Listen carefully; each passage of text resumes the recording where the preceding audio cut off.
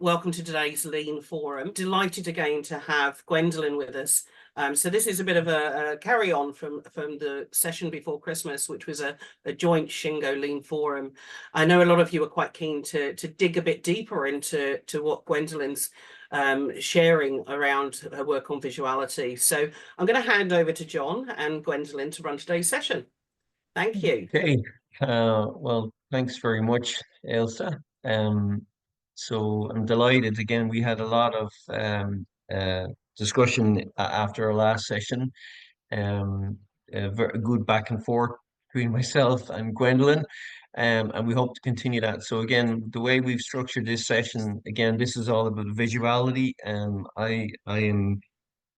I think I said last time, we talk a lot now in business about systems and philosophy and principles, and now I see a real need for us to think about visuality in our workplace and how that aligns to information, the systems we have, and basically how we run our businesses. So, Gwendolyn's going to talk to us for a few minutes, 25 minutes or so. I am told I am permitted to give her the 5-minute warning where we'll stop. And then if there's questions that are in the chat, we'll kick them off. If they're not, I certainly have some questions to open into discussion. And then we'll see where it goes. So that's the best we can do. So with that now, I'm going to pass the ball over to the lovely Gwendolyn, and hopefully she can share her lifetime of expertise, continue to share her lifetime of expertise in visuality with us.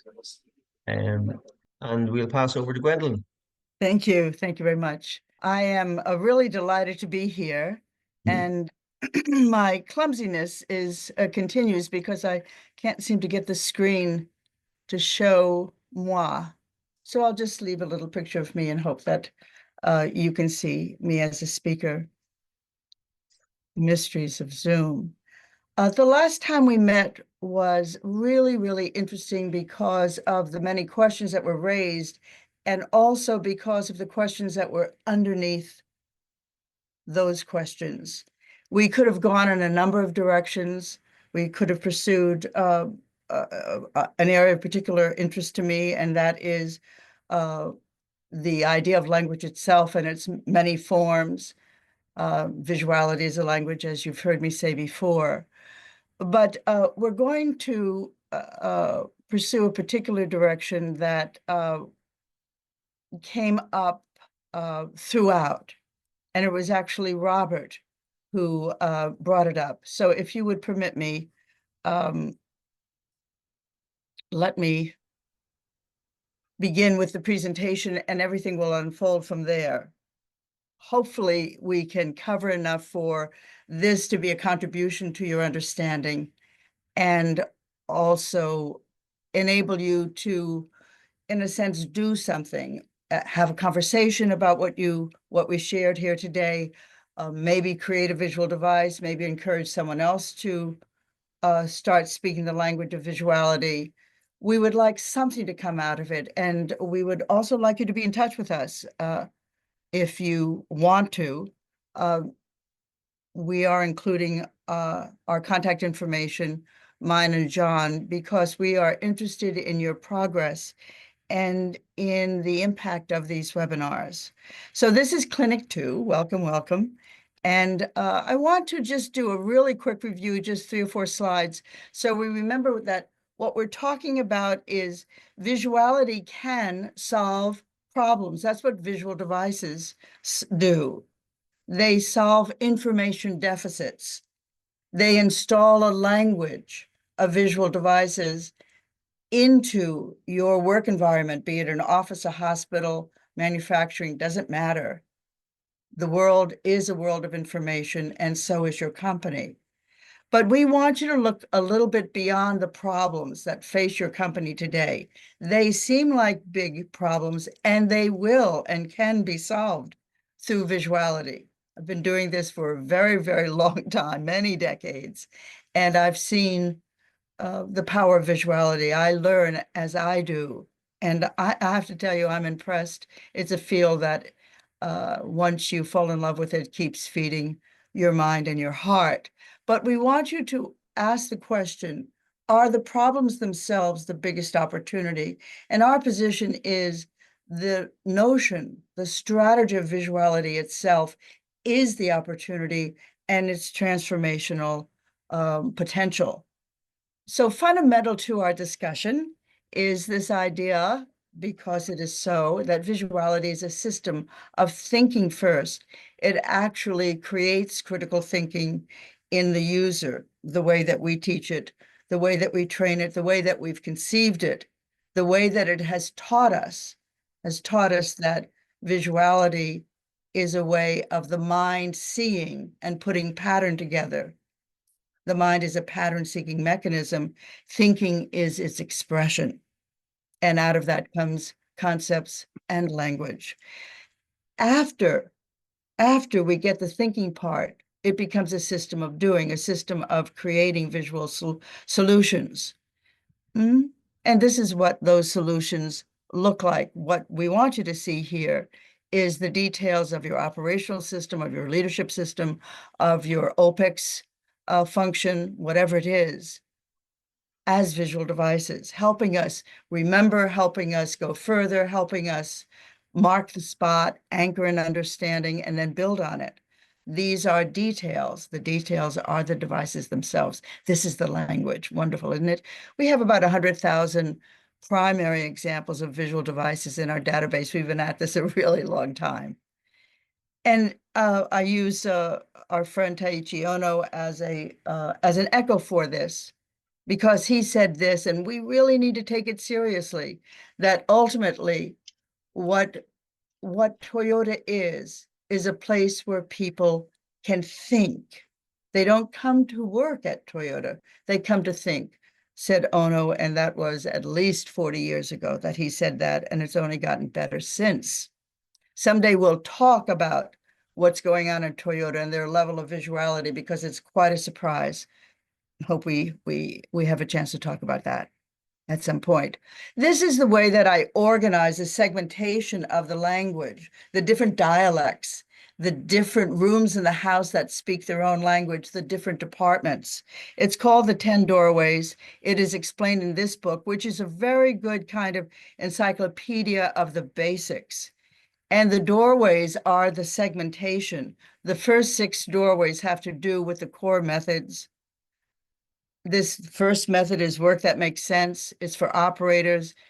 And as soon as that opens, we begin to open the visual macro environment. We begin to open the OPEX function, maybe very primitive at first, but it matures as your need matures. And then we go on to visual standards, which is well taken care of with TWI. Now just make TWI visual, and you will have a very complete way of utilizing that methodology. It's a good one. Visual displays. Then we have the executive function, the metrics, the problem solving, because your leadership is in charge of selecting the problem solving and then driving it, and the leadership function itself, the visual pull systems, which Lean takes care of very, very well. And we also love our Poka-yoke, our visual guarantees. These are the 6 plus 9, doorway 9. That is fundamental to every conversion, every visual conversion. And you decide which one do you want more strength in, or which ones are absent. This is a very good assessment tool as well. Okay, and we take these 6, we apply it to a new venue, we apply it exclusively to the machine, we let the machine be the center of the rollout. We apply it to the office, we let the office speak, it's a visual Lean office, and we also connect multi-sites through this visual enterprise process, very powerful. Sears did it for 600 sites. It's a long story and an interesting one. So today we're going to, I want to cover the question that Robert brought up about we'll get his question in just a moment, but I summarize it with the power empowerment transformation. What's going on there? It is a transformation of power, but the power of what?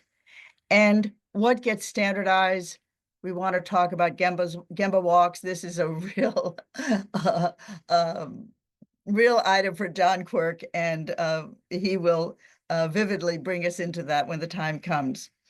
I don't think we'll get to the other two, but they're there in the material if we do get there. So at our last visual thinking clinic, and Robert, I hope you're with us, Robert asked this: how do you create a uniform vision for the business and still allow for individuality? It was a sincere question and a very important one because it actually holds the entire paradigm of change in it. He's positing it as though it is an either or, and that is a kind of our initial understanding of how do you become uniform and still be diverse. This is always the challenge. It's the challenge of our humanity. It's the challenge of our society. We see it alive and kicking in almost every country in the world today. We call it politics, but politics is just this kind of holistic diagram, hologram of what's going on in our hearts. It is a time of nexus. We are in the midst of a big change, and we are trying to balance that. So, Robert, you and I had a conversation about your beliefs.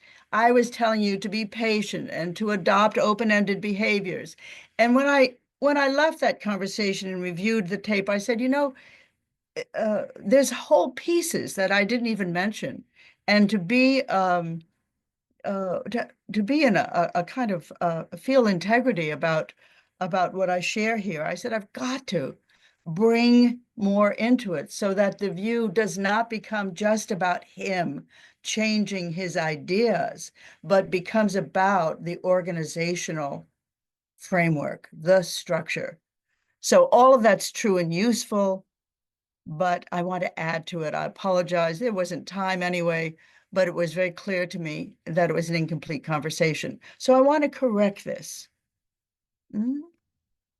I want to introduce a paradigm that came clear to me many years ago, probably 1980 something or other, that we were trying to balance two eminent success factors on the journey to excellence, to operational excellence, but it hadn't been named: structure and free will. And please allow me to go through it. Even though there are 78 slides in this sequence, it'll take us about 15 minutes because there's a bit of animation, which I like very much. And this was also shared by my great friend, Brent Allen, who worked at Lifetime. He was the head of operational strategy at Lifetime, 2,500 employees. If you have that book, please reread his 2-page introduction. It is well worth it. It is his insight between this balance of structure and will. It's not an either or. It is a blending. It is the blending of power, internal power, and also external frameworks. So this blending of opposites, which is this particular sequence, is mapped out in my seminal book, Visual Workplace, Visual Thinking. Okay, so information. So here are the premises. Information is power. You cannot have an empowered workforce, this individuality that's active, spirited, engaged, unless power is shared. And you cannot share power unless you share information. This is what we mean by sharing information. You share your information, I share mine, we connect, we understand each other. The work itself is captured in these devices, and we do what? We flow. Ono said to us in this huge philosophical thought, flow where you can, pull where you must. This is a life lesson. It's fantastic. So the sharing of power is fundamental. The sharing of information is fundamental. And I have never seen companies do this with any noticeable progress through lean, except in spots and kind of pilots of pull systems. What you want is a workplace that speaks, departments that speak to each other. You want to see visual linkages between departments, and you want to see fully capable, I think, visual enterprise, because you will have flow and also exactness, specificity. Empowerment must be led. This is what Ross Perot said, and he was completely right. He was from our country, my country, running for president. People cannot be managed. Inventories can be managed. People must be led. Value-add associates cannot empower themselves, nor can they be expected to think up ways to make that happen. Why? Because they don't govern resources. In most companies, they don't even govern themselves, but senior leaders do. They must define what authentic empowerment means, make it a mandate, and structure it in as an outcome. I want to show you something that's familiar, but I hope with a somewhat different cast. This is the top-down paradigm, command and control, right? The leader is at the top, and we, whoever we are, at the bottom. This is the obedience model. I say, you do, no more talking. That is paired with, in a sense, or compared with, the bottom-up paradigm, where the leader is at the bottom as a servant, serving those, serving us. Isn't that great? And we do the major contribution and the major thinking and the major shaping. We are active, we are engaged, we have a position, and it is known, it is accepted, it is amplified. Which to choose? This is a bad question. There is no resolution in choosing, no sustainable comprehensive change in choosing. It's a false binary, it's a false opposite. Again, our lives right now are rife with folks who are telling us what things are opposite. They're not. Most of those things are not opposite.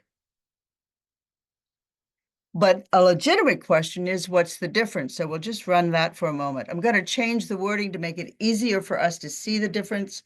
One is the executive paradigm, and the other is the empowered workforce paradigm. And the difference is very simple. And I'll get to it in a moment after this slide. The resolution of these two seeming opposites is not to throw out one or the other. The resolution is first to understand how and why they are different, and then to blend the two into a single system of excellence. When you do, you get this. The result is alignment and the simultaneous definition of areas of commonality and areas of enduring differences. It's called unity. And to clear it up in your mind, this is an ancient symbol of unity. It goes back 6,000 years. The name for this process of achieving this point is transformation. And I just want you to know that we find it in Indian and Hindu iconography. There is the star tetrahedron inscribed in a sphere, as it is called in the iconography. And here it is on a Protestant church, a walk that I had in the lakes a few years ago. There it is, big as you please. So it's a universal symbol. It has been appropriated by some societies as a symbol of what they're about. The circle is the important part. It creates the unity. And I want to show you that. So let's look at the executive paradigm and just name what it is that executives are responsible for. They're responsible for focusing on developing, sharing, aligning, and driving the corporate intent. And that looks like this: vision, principles, values, focus, strategy, systems, structures, and resources. That's what executives do. The corporate intent. That's what managers support. That's what supervisors are about. That is the dividing line between the us and them. It is focusing on the corporate intent, and it is fulfilled. That is the executive function and everyone who belongs in that function, staff, and the workplace, the value-add associates. So leaders set the direction, assign resources, and hold steady to the course. That's one side of the so-called duality. And the empowerment, in visuality, we have a very simple way of phrasing this, and improvement and value-add associates will call themselves, I'm an improvement specialist, I'm a visual thinker, I'm a scientist of my own process. This is where there's a great deal of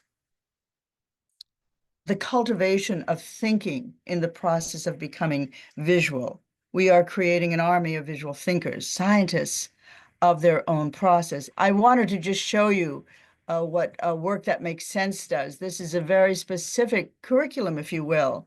It can last 8 months, it can last 6 months.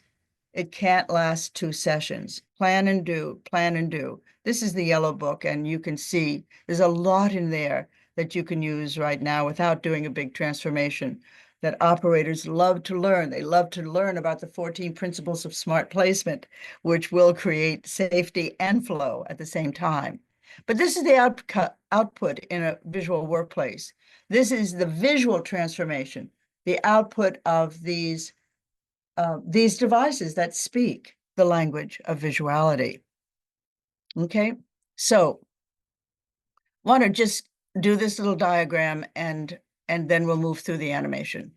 So what we have in the center, in the cross, in the nexus, is common ground. And the other areas stay separate and equal. The simultaneous definitions of areas of commonality, common ground, and of enduring differences. So we have this balance point between individuality and uniformity, or agreement. The shape in the center, the hexagon, is agreement. This is common ground. Let me show you how we get there. Okay, through this transformation. Oh, I want to mention managers and supervisors. They're caught in the middle. Right? They're the translation point for either pyramid. These great souls, these sturdy lieutenants, and hardworking supervisors and managers. God bless them. They have to be in the middle of all of this until things get smooth. Let's look at the smoothness. Okay, here is the transformational timeline. What we're doing is liberating information, and when we liberate information, we liberate the human will. The liberation of information is the liberation of the human will. So we ask ourselves, if this is your top-down paradigm, where is the power of the bottom-up paradigm? You have to ask yourself when you're walking through your company, where is the power that I'm going to empower people with? And in my estimation, it is here, right there. It is the prisoner, if you will, of the top-down paradigm. And it can only be released through an incisive and intentional act of executive leadership. It's called the decision, and you have to wait for that. You can do pilots, you can experiment, and you can prove to yourself on a lower scale, on a smaller scale, that this will work, and that's important. But until leadership makes that decision, you're stuck with a very successful pilot. It's just a little bit of a heartbreak. Okay? So how do we release and activate the power that is empowerment? There are 3 phases. The first phase is the decision, the executive decision. We will do this, and hold steady. We're going to hold steady because she said, he said, this will work. And I've seen it in other plants. It'll work here. It's got to work here. Phase 1. The second is simply the breaking of the inertia, beginning the launch, breaking the inertia of the past beliefs, past everything. And the third is separating and inverting the bottom up pyramid. The top down will change, but the bottom up, you see, is the work. And you see the emergence of the unity circle as this work. This is you implementing. This is the way an implementation is. This can take 18 months. It can take 3 years. It should happen within 3 years in its fullness. It usually does. And then it just grows from there. It begins to morph into something quite extraordinary. It's called a high-performing enterprise. Self-referential, with a inside loop of information always flowing. And there it is, the alignment and simultaneous definition of areas of commonality and areas of enduring differences, and you get this huge diversity of output. You get this tremendous excitement that people are expressing themselves.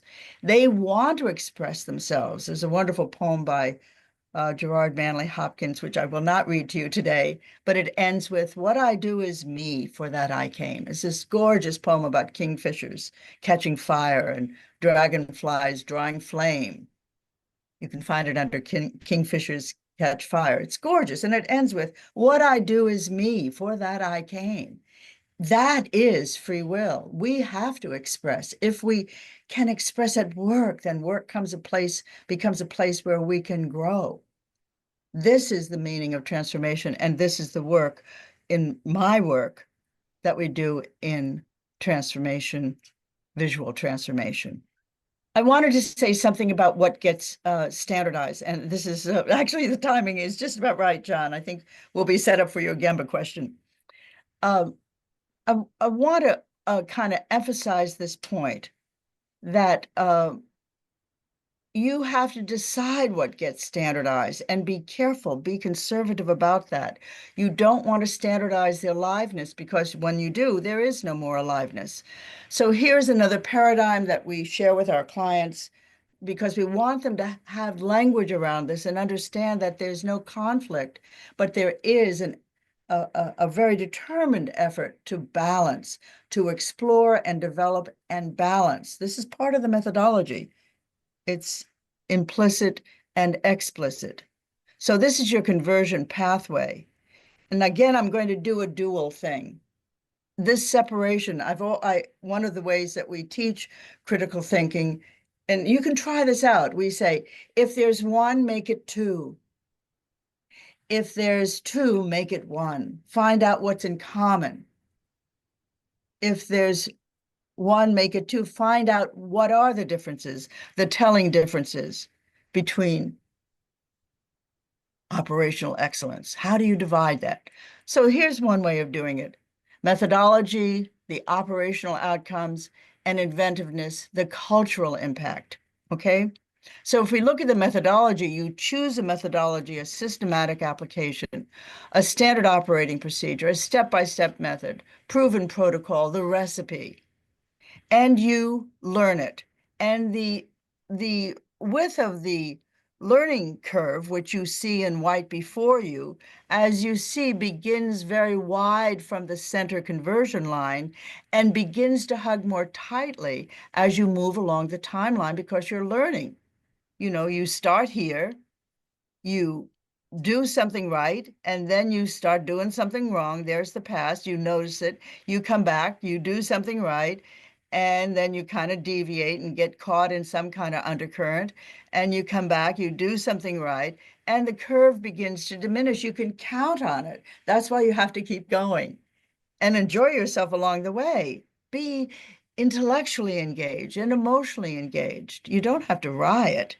The other side of the equation is the inventiveness, the ideas. Most companies don't know how to deal with the ideas, the diversity that comes out of saying, okay, create. They also don't structure it. They depend on brainstorming and not on actually teaching thinking and giving some rules for the mind so the mind can tug at it and enjoy the wrestle, figure it out. Trial and error, experimentation, imagination, fantastic. This is also a learning curve. When you put them together, you have a transformational pathway.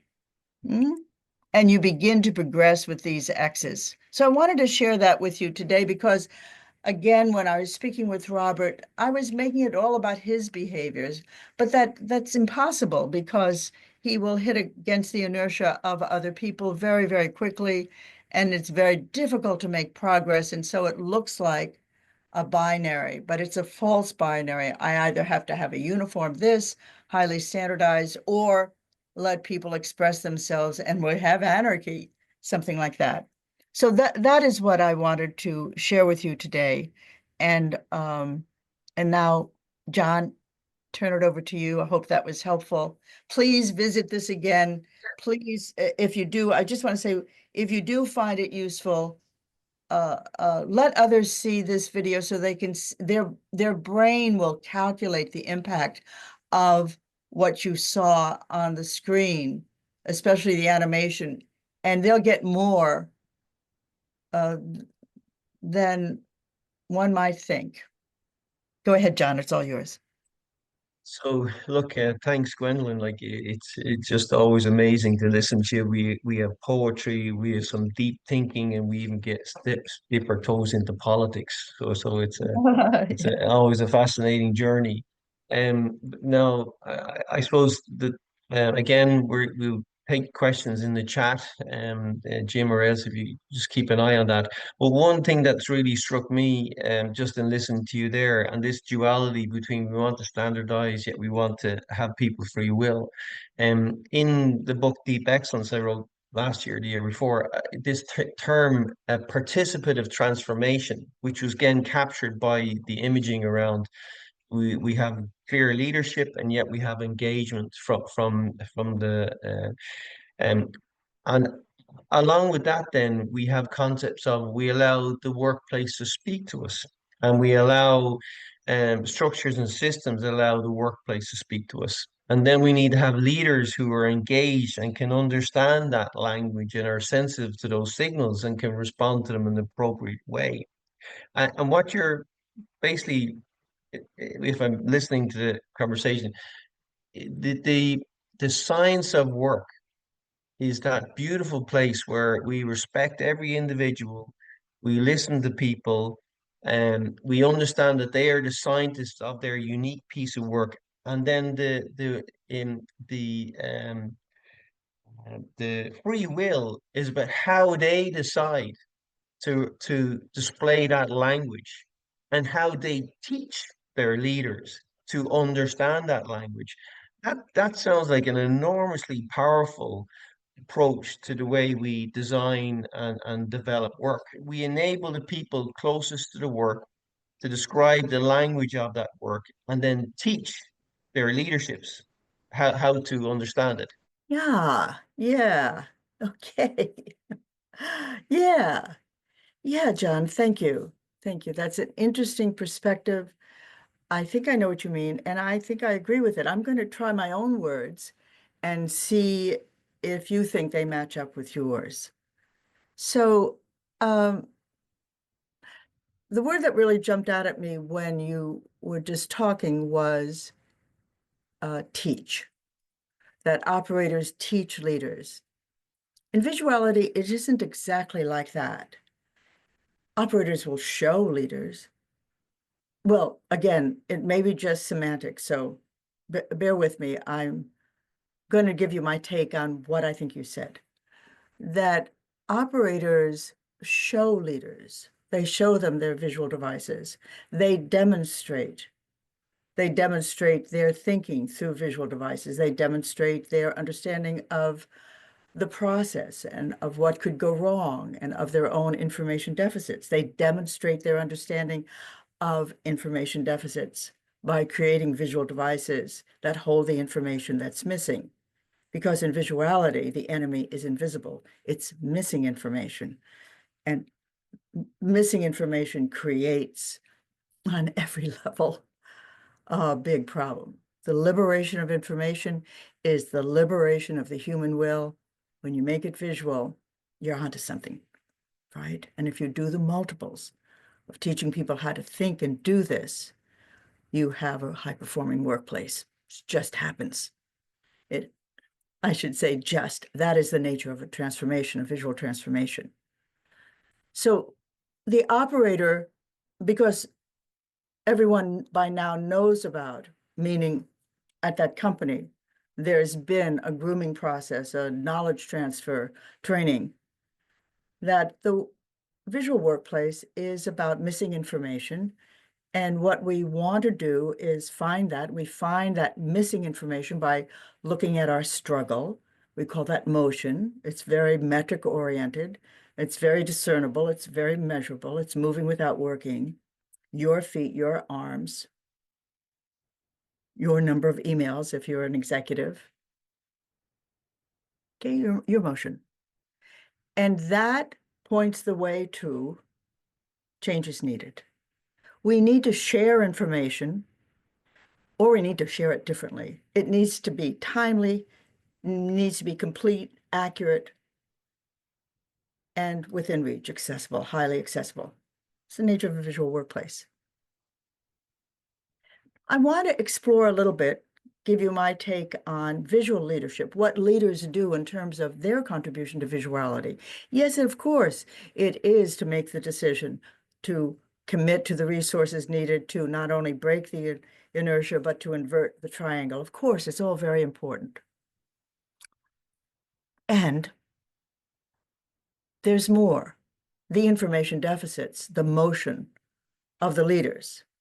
By leaders, we mean senior executives, but also managers, but also supervisors and business unit leaders who are responsible for the corporate intent.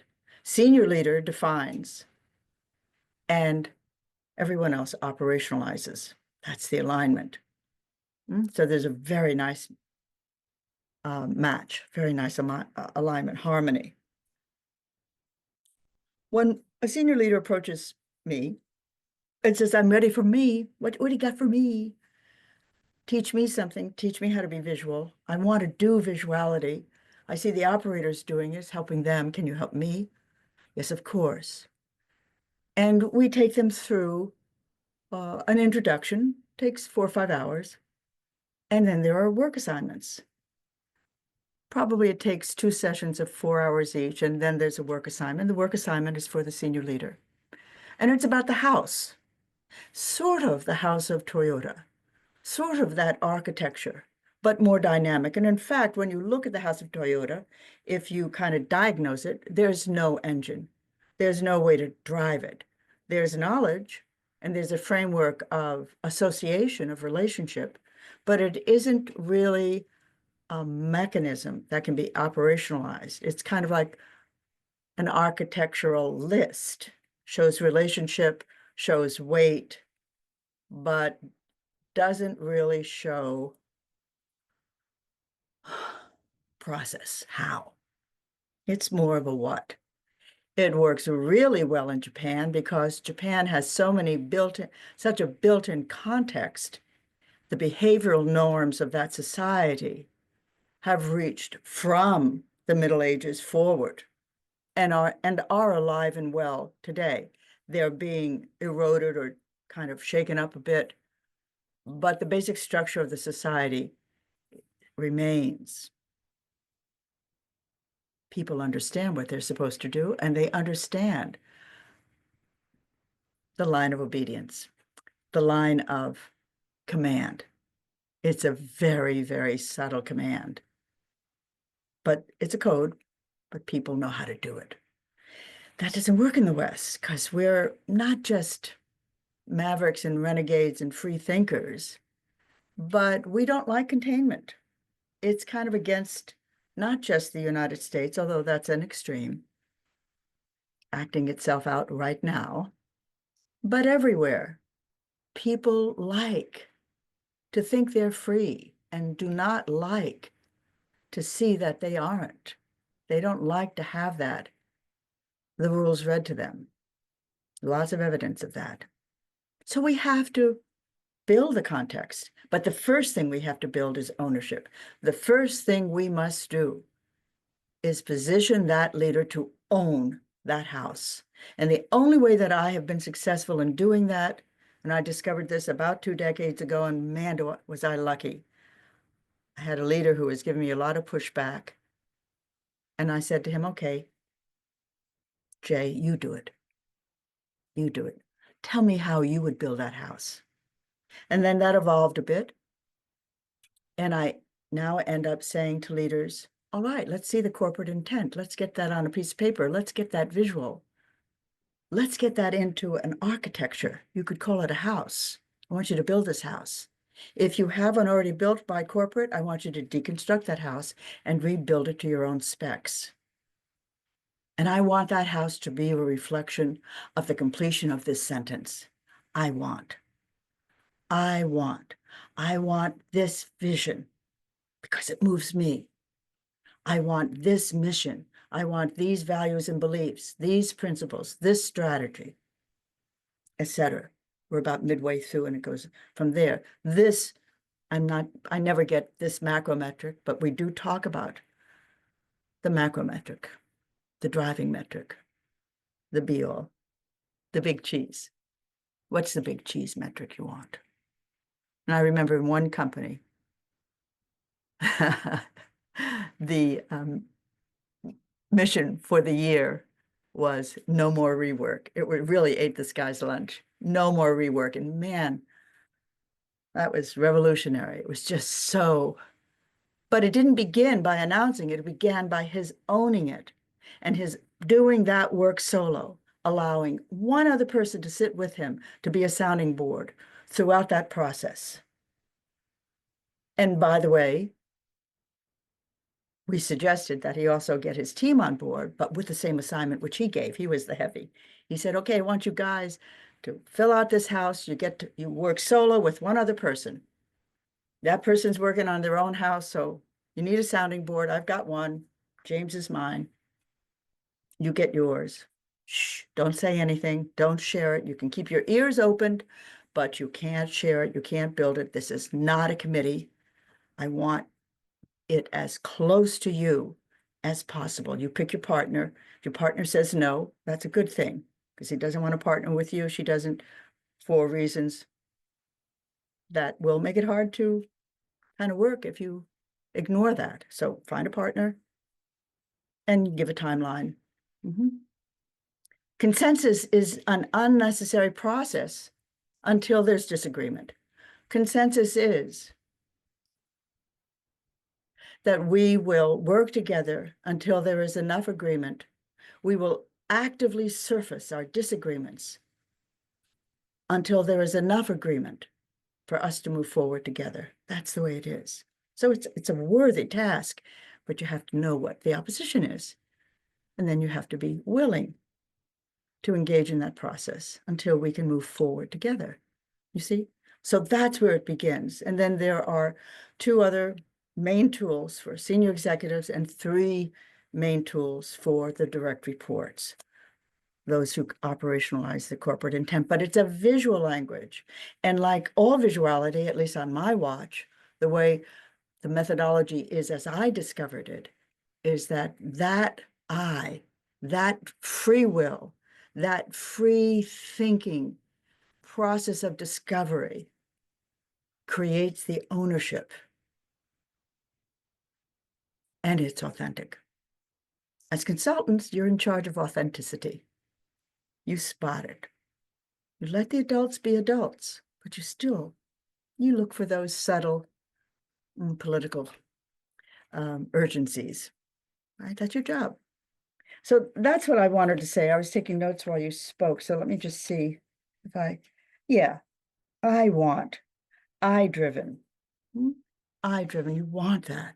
What I do is me, for that I came. Lots of stories about that. So that's what I think. Okay, John, you're next. John, We have a question there from Jacobian. I hope I pronounced that correct. So again, an example of a company that you think did this really, really well. And again, I think we've answered the free will piece maybe, but maybe just frame it again there, Jacobian. Well, I know that hi, Gwendolyn, it's so nice to see you again. And I love what you're bringing to this world. So thank you for that. You mentioned a lot about free will. And I know this is one of those terms that is really profound and sometimes needs a little bit more definition and a little bit more context, because we might skip the beat of what's really important in us free will. And I'm a big fan of the word, even though I get confused sometimes. But what is it and how to connect with it and how to express it in a more collective way, in a company way, for example? Yeah. How to stay true to that free will together. And is. Thank you for your great question.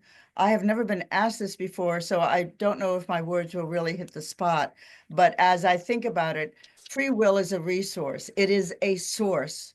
And I don't want to get too woo-woo on you because I'll lose some of you, but it is a source in each of us. And that source is pretty much identical. There's not a whole lot of differentiation in it.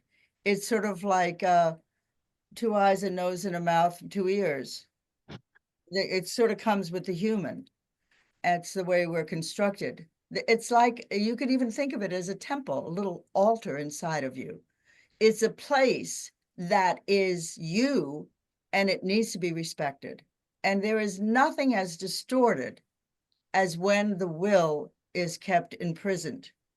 And when I was talking about the pyramids, we don't do this on purpose. We didn't, senior management doesn't imprison somebody's will, but the structure is so dominant that unless you make room for it, it can't find a way to be there, to be recognized, to be validated, if you will. I think we've gone to the extreme exploring that.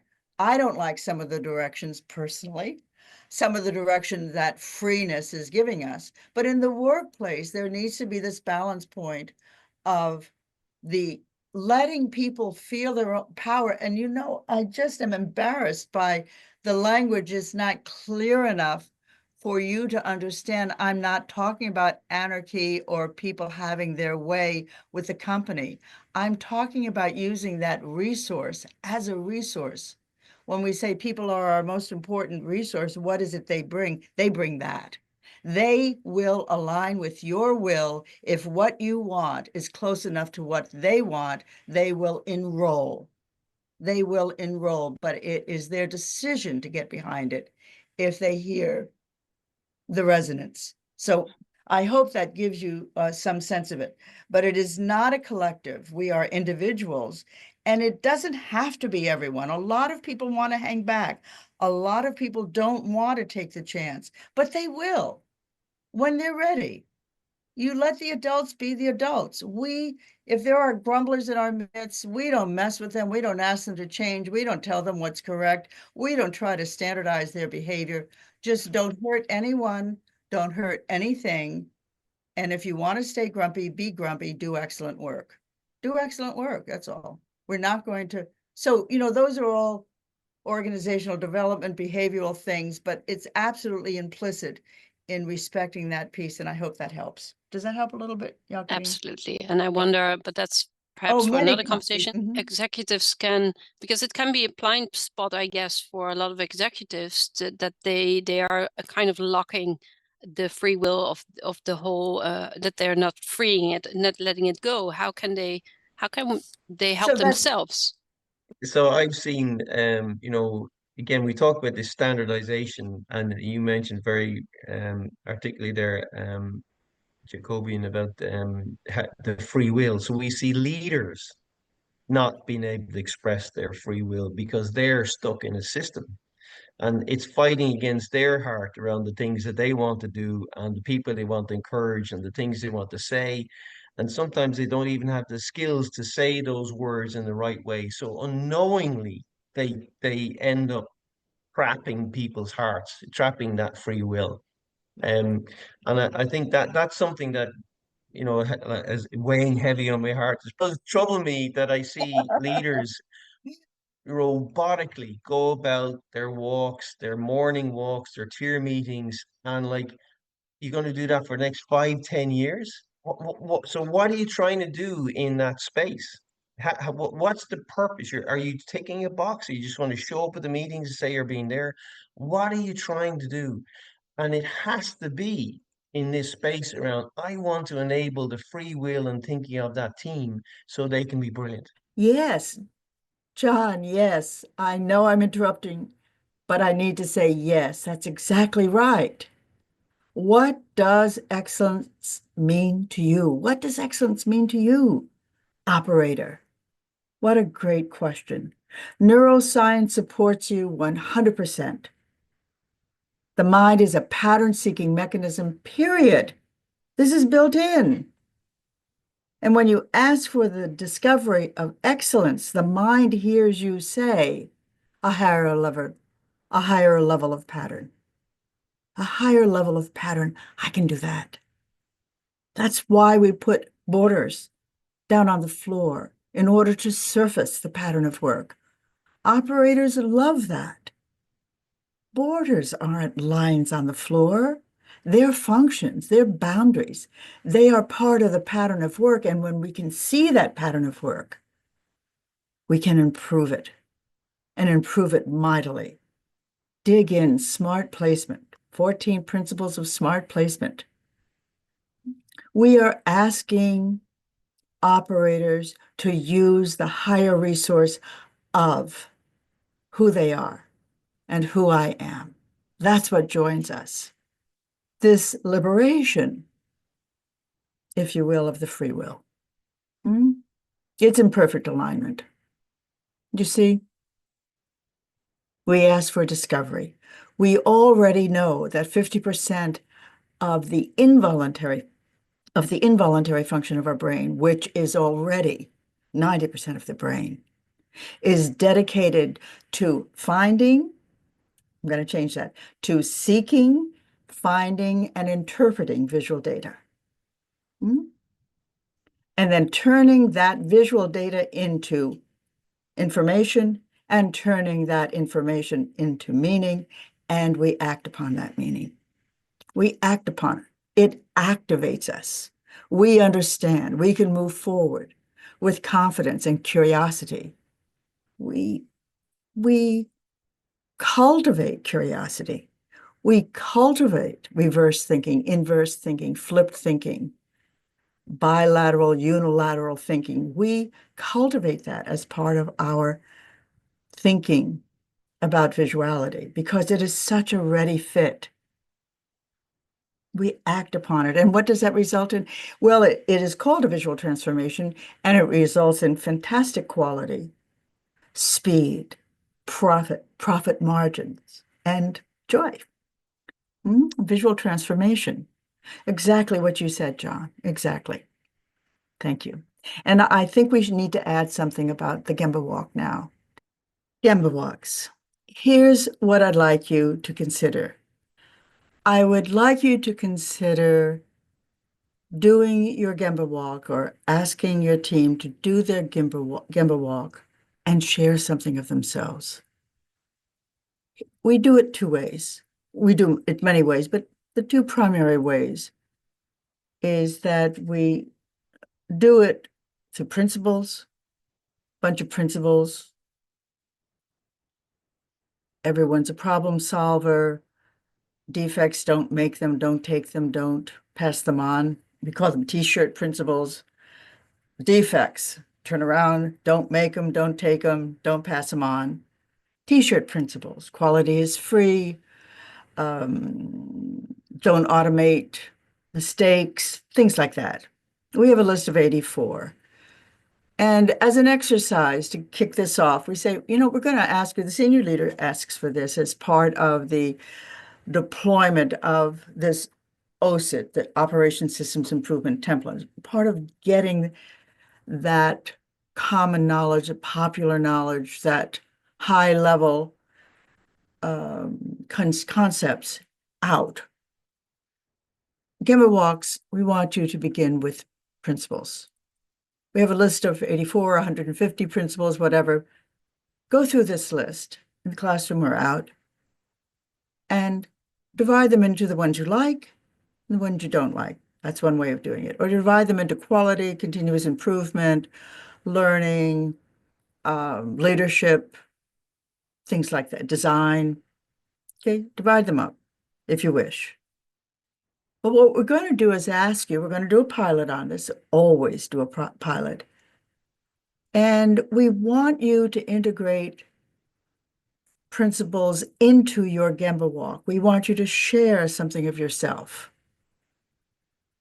For example, you can begin with your own principles, something that you want to share, and you can ask people to comment on it, but don't pull that on them the first time. Just say, I'm going to share this with you, and I want you to think about it. And tomorrow when I come back, I'd like you to just think about, just say what you think it is. And by the way, do this either in alphabetical order or reverse alphabetical order. So our dominant men and women are encountered in an orderly way. And people who are in the alphabetical order, reverse or forward, get a chance to talk and kind of be first or have a chance to talk before. Those who always talk kind of take over. You know, just be clever about that. That's a really simple way of doing it. So people are prepared. And we often do huddles that way, with the supervisor picking out 12 principles, let's say, of 100, the ones he or she favors, and says, I'm going to ask you, going to ask you to pull a principle and talk about it. Or you can go much more easy and say, I want you to pick a principle before you leave today, George, because it's your turn tomorrow, and talk about it. You can take anyone you want as long as it hasn't been covered this month yet. You know, and then people prepare for it. Give them a chance to succeed. And I'm completely available to you if you want to talk about it ahead of time. I'd love that. Okay? Got to go beyond the 10 Shingo principles. They're very good, but you got to break them down and make them really friendly. And this is a contribution that you make, and you also get the conversation going. You have to pilot it. Do it with 1 or 2 or 3 operator groups to begin with, find out where it's chunky and where it works. You know what a pilot is. And let it evolve from there. You can go in many directions, but this is an easy one for you to pick up right now. Consultant or plant manager, you can do this. This is not hard work, but it is very, very rewarding, and it can be built upon. I want to tell you the story in closing of Jorge, who worked in a plant in Mexico. It was a 5-plant array. We had a pilot, and then it spread beautifully. We did our pilot, and he was in the pilot plant. He was a business unit leader. There were 2 others. And I said to them, you know, it's time. I want you to start using principles. You've been seeing me use them now for the last 4 months. I'd like you to do the same. Here's your list. And actually, it's part of the visual leadership suite. And the thing about Jorge is that he was extraordinarily eager, capable, popular, and he shook all the time. There was a tremor all the time. You had to be close enough to see the tremor, or if your hand rested upon him, you could feel it. And I always felt that was curious, and I said, I wonder why. What's that about? I thought maybe he had a condition. I didn't explore it, but I did notice it. And so we began. Visual displays morph into visual scheduling. And there's a meeting. It lasts 19 minutes. Most of the time, we try to keep it 19 minutes. Most of the time, given a plant, we try to keep it 19 minutes. If you're in that plant and we're doing 19 minutes, you will do 19 minutes. You know, you figure it out. And you've got 3 minutes to normalize the room. You've got 3 minutes to talk about a principle and make it compelling. Your job is to connect. Your job is to create flow and focus. That's what a normalizing activity does.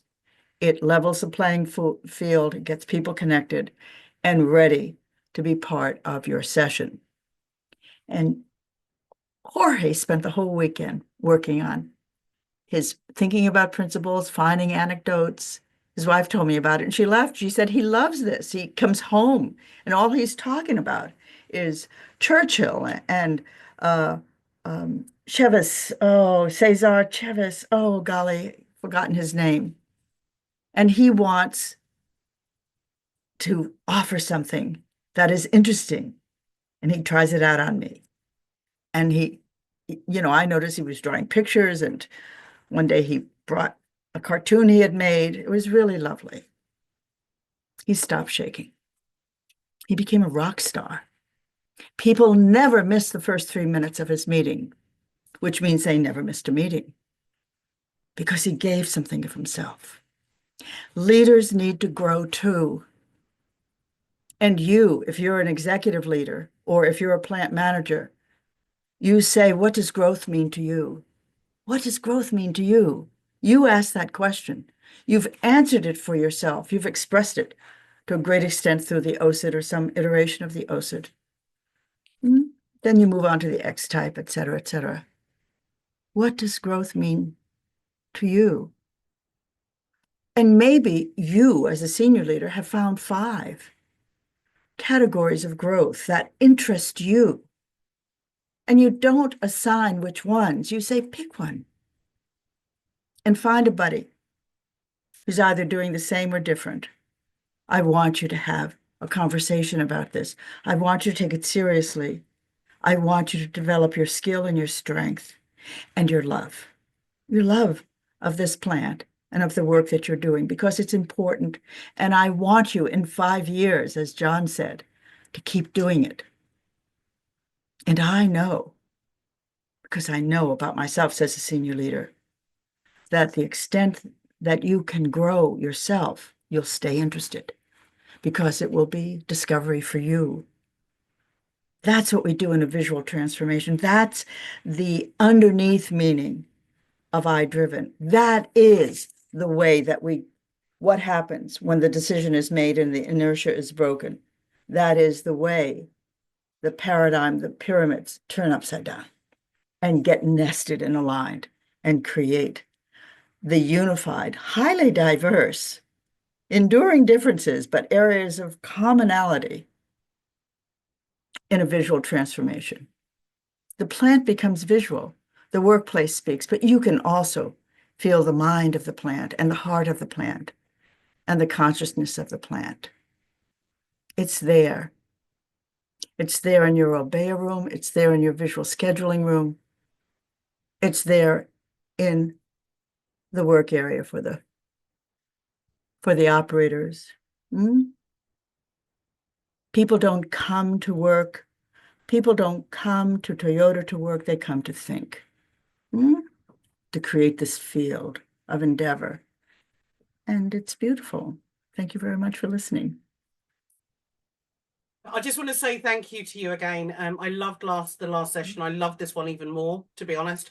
I thought it brought so much more depth. There was so much more. I really enjoyed today's session. It was fascinating. And I am going to rewatch it because I liked it that much. Some great quotes I wanted to.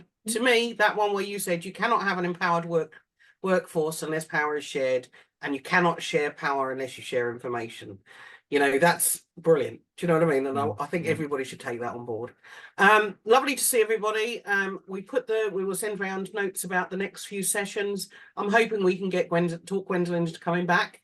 So hopefully we will see you again soon. We are going to be running some LinkedIn live sessions, so we will send you the links to those, where John and Gwendolyn will be doing a wonderful double act, sharing some of their wisdom in the LinkedIn live forum. So do watch out for that. Lovely to see you all. I hope you enjoy the rest of your week.